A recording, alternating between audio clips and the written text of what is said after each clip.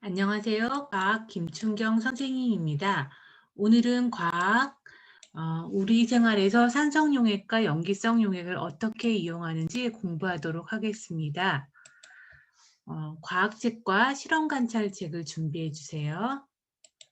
자, 요구르트를 보면 여러분들 굉장히 좋아하죠. 근데 요구르트를 마시면 양치질을 해야 됩니다. 요구르트는 몸에 좋기도 하지만 충치가 생길 수도 있기 때문이에요. 그렇다면 이것처럼 우리 생활에서 산성용액과 염기성 용액을 이용하는 예를 한번 찾아서 설명해 보도록 하겠습니다. 먼저 실험하는 과정을 살펴볼게요. 자, 여기 첫 번째 보면 요구르트가 있고요. 그 다음에 여기 샤알레에 그 푸른색 리트머스 종이와 붉은색 리트머스 종이가 있습니다. 그래서 어떻게 하냐면 요구르트를 비커에 담은 뒤에 유리막대로 푸른색 리트머스 종이와 붉은색 리트머스 종이에 각각 묻혀서 색깔 변화를 살펴봅니다. 이렇게 색깔 변화를 살펴보면 요구르트가 산성 용액인지 염기성 용액인지 알 수 있겠죠. 그래서 그것에 따라서 성질을 알아보는 거예요. 두 번째는 요구르트를 담은 비커에 페놀프탈레인 용액을 떨어뜨려 색깔 변화를 살펴보는 거예요. 그럼 페놀프탈레인 용액은 어떤 성질을 가지고 있냐면 염기성 용액일 때 이 색깔이 용액의 색깔이 붉게 변하는 것을 알 수 있었죠. 그래서 만약에 이 요구르트의 색깔이 변하지 않는다면 요구르트는 산성 용액이고 이 페놀프탈레인 용액을 넣은 용액의 색깔이 붉은색으로 변한다면 이것은 요구르트가 염기성 용액이라는 것을 알 수 있어요. 그 다음에는 치약이 있습니다. 치약을 이렇게 물에 녹인 다음에 또 이것도 비커에 담아요. 그런 다음에 아까처럼 똑같이 푸른색 리트머스 종이와 붉은색 리트머스 종이에 각각 그러니까 물에 녹인 치약을 유리막대에 묻혀서 색깔 변화를 살펴보는 거예요. 그런 다음에 네 번째에는 물에 녹인 비커에 페놀프탈레인 용액을 떨어뜨려서 색깔 변화를 살펴보는 것입니다. 그렇다면 어떤 변화가 있는지 여러분들 한번 동영상을 통해서 실험하는 과정을 살펴보세요.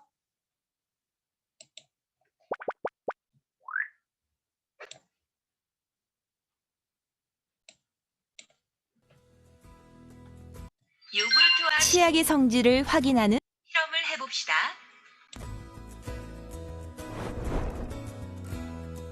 먼저 요구르트의 성질을 확인해 볼까요? 요구르트를 비커에 담은 뒤 유리막대로 푸른색 리트머스 종이와 붉은색 리트머스 종이에 각각 묻혀 색깔 변화를 관찰해 봅니다. 푸른색 리트머스 종이가 붉은색으로 변했어요. 그런데 붉은색 리트머스 종이는 변하지 않았네요. 이번에는 요구르트를 담은 비커에 페놀프탈레인 용액을 떨어뜨린 후 페놀프탈레인 용액의 색깔 변화를 관찰해 볼까요? 요구르트에 페놀프탈레인 용액을 떨어뜨렸더니 아무런 변화가 없어요. 푸른색 리트머스 종이가 붉게 변하고 페놀프탈레인 용액의 색깔 변화가 없는 것으로 보니 요구르트는 산성 용액이군요. 다음으로 치약의 성질을 확인해 봅시다. 물에 녹인 치약을 비커에 담은 뒤 유리막대로 푸른색 리트머스 종이와 붉은색 리트머스 종이에 각각 묻혀 색깔 변화를 관찰해 봅니다. 네, 푸른색 리트머스 종이에는 변화가 없고 붉은색 리트머스 종이는 푸른색으로 변했어요.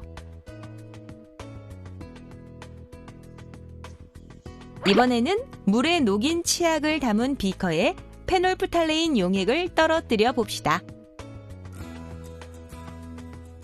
물에 녹인 치약을 담은 비커에 페놀프탈레인 용액을 떨어뜨리자 페놀프탈레인 용액의 색깔이 붉은색으로 변하는데요.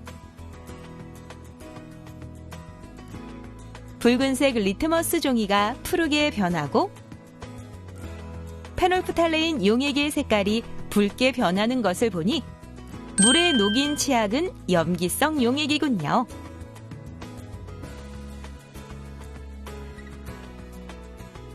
실험을 통해 요구르트는 산성 용액이고 물에 녹인 치약은 염기성 용액이라는 것을 알 수 있는데요. 여기서 잠깐! 요구르트를 마시고 난 후에는 양치질을 꼭 해야 하는데요. 산성 물질인 요구르트를 마시면 충치를 만드는 세균들은 입안에서 더욱 활발하게 활동하게 된답니다. 따라서 염기성 물질인 치약으로 양치질을 해 입안의 산성 물질을 없애주면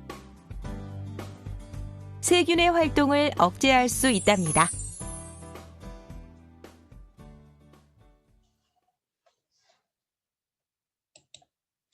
자, 그렇다면 실험 결과를 한번 정리를 해보도록 할게요. 자, 요구르트를 묻힌 리트머스 종이의 색깔 변화를 보고 요구르트를 담은 페놀프탈레인 용액을 떨어뜨렸을 때의 색깔 변화를 한번 관찰해서 정리를 해봅시다. 그랬더니 리트머스 종이의 색깔이 변했죠. 푸른색 리트머스 종이가 붉은색으로 변했고 붉은색 리트머스 종이는 변화가 없었습니다. 그리고 페놀프탈레인 용액의 색깔 변화를 보았을 때 이 변화가 없었기 때문에 요구르트는 어떤 용액이라고 할 수가 있죠? 요구르트는 즉 산성 용액이라고 할 수 있습니다. 두 번째, 물에 녹인 치약의 성질을 알아보았더니 자, 여기 보니까 페놀프탈레인 용액을 떨어뜨렸을 때 붉은색이나 또는 분홍색으로 변했습니다. 그 다음에 리트머스 종이 같은 경우는 붉은색 리트머스 종이 여기 있죠. 이것이 푸른색으로 변하는 것으로 보아서 치약은 어떤 성질을 가지고 있냐면 염기성 용액이라는 것을 알 수 있습니다. 그래서 이 실험 결과를 알 수 있는 성질을 보면 요구르트는 산성 용액이고 물에 녹인 치약은 염기성 용액이라는 것을 알 수 있습니다. 그래서 우리들이 요구르트를 마신 다음에 양치질을 해야 되는 까닭은 요구르트를 마시면 입이 산성 환경이 되는데 염기성인 치약으로 양치질을 해서 입안의 산성 물질을 없애서 세균의 활동을 막기 위해서 양치질을 하는 것입니다. 즉, 우리 생활에서도 산성 용액이나 염기성 용액을 이용하는 걸 찾아보았더니 생선을 손질한 도마를 닦을 때 식초를 사용하는 경우도 있었고 변기를 청소할 때 변기용 세제를 사용하는 것도 있고 하수구가 막혔을 때 하수구 세정제를 사용하는 것도 있습니다. 자, 여기 보면 지금 그림에 보면 이 pH 변화라는 것이 있습니다. 그래서 입속에 이 산도가 어떻게 변화하는지, 그 다음에 여기는 양치질을 했을 때 염기성과 중성, 산성 중에서 어떻게 변화하는지 한번 살펴보도록 할게요. 아침에 일어났을 때는 7.0에서 7.5 사이에 이제 산도가 유지가 되었는데 밥을 먹으면 이렇게 식사를 하게 되면 산성으로 쭉 떨어지게 됩니다. 다시 양치질을 하게 되면 위로 올라가죠. 그래서 중성화되니까 올라가다가 또 간식을 먹게 되면 어떻게 돼요? 산성 물질, 산성을 입속이 산성을 띠게 되죠. 또 양치질을 하면 다시 올라갔다가 점심을 먹으면서 또 산성화 됐다가 중간에 간식을 먹을 때마다 또 아이스크림 먹을 때마다 이렇게 입속에 산도가 산성을 띠게 된다는 걸 알 수 있습니다. 이렇게 산성을 띠게 될수록 그 뭐라 그러죠? 충치가 생길 수 있는 비율이 높아지기 때문에 반드시 우리가 식사를 하거나 간식을 한 다음에는 반드시 뭐를 해줘야 되냐면 양치질을 해주어야 됩니다. 그리고 우리 생활에서 산성용액과 염기성용액을 사용하는 예를 다시 한번 살펴보겠습니다. 생선을 손질한 도마를 닦아내거나 음식을 만들 때 사용하는 식초가 있고요. 변기를 청소할 때 사용하는 변기용 세제는 산성용액입니다. 또 속이 쓰릴 때 제산제를 먹는 거예요. 우리 위는 산으로 되어 있다고 했죠. 산성을 띠기 때문에 그걸 가라앉히기 위해서는 염기성 용액인 제산제를 먹어야 되겠죠. 그리고 또 욕실을 청소할 때 사용하는 욕실 표백제는 염기성 용액이라고 할 수 있습니다.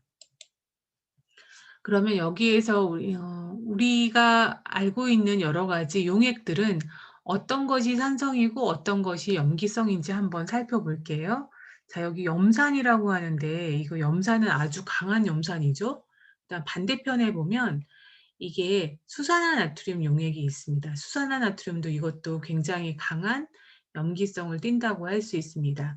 특히 염산이랑 수산화나트륨은 우리가 실험을 할 때에는 묽은 염산과 묽은 수산화나트륨 용액을 사용하는데 이것은 혹시라도 손이라든지 이렇게 잘못한 피부에 닿게 되면 손상을 주기 때문에 매우 위험하다고 했습니다. 그다음에 여러분들이 잘 알고 있는 레몬 같은 경우도 굉장히 강한 산성을 띠고 있고요. 콜라, 맥주, 커피 같은 경우도 산성을 띠고 있습니다. 그다음에 우유도 약간 산성에 가까운 편이고요. 그다음에 여기 가운데 보면 pH 7이 증류수라는 것은 물을 완전히 깨끗하게 만들었다고 할까요? 아무것도 들어있지 않은 맑고 깨끗한 물을 증류수라고 합니다. 그럼 아까 우리가 실험을 했던 치약 같은 경우는 이 pH 농도가 약 8에 해당이 되고요. 제산제, 표백제의 경우는 이렇게 산성과 염기성의 정도가 지금 보여지는 것처럼 다릅니다. 그러면 영상을 통해서 한번 우리 생활에서 산성과 염기성을 어떻게 이용하는지 살펴보도록 하겠습니다.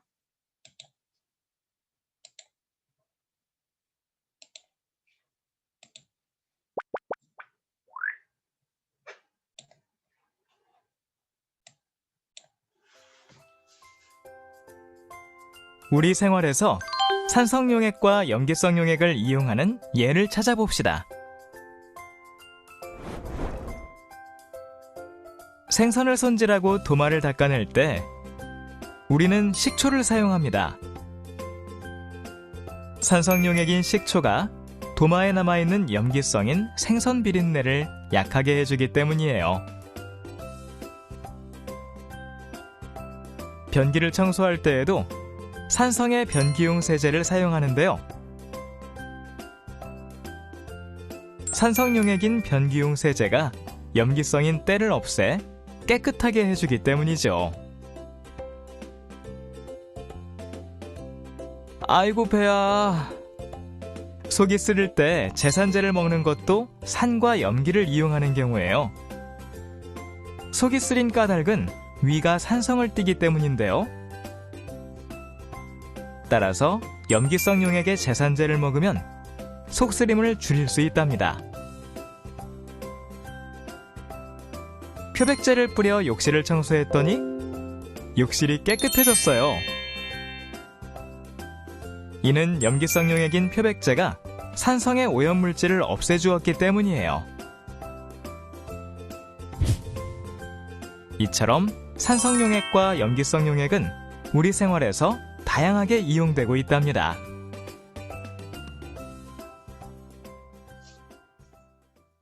자, 우리 생활에서 산성 용액과 염기성 용액을 어떻게 이용하는지 한번 살펴보았습니다. 그러면 문제를 한번 풀어볼게요.